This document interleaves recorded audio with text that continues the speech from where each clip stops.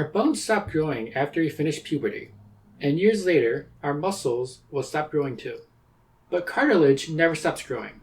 Cartilage is a white, flimsy, plastic-like padding around our joints, ears, and nose. Unless you're struck with something like achondroplasia, it should keep growing until the day we die. That's the main reason why old folks have such large noses and ears. Another reason is that the earlobe's growth is actually accelerated by gravity constantly pulling it down. Large earlobes are a sign of prosperity in some cultures, so some people will even manually pull them down to give them an elongated shape.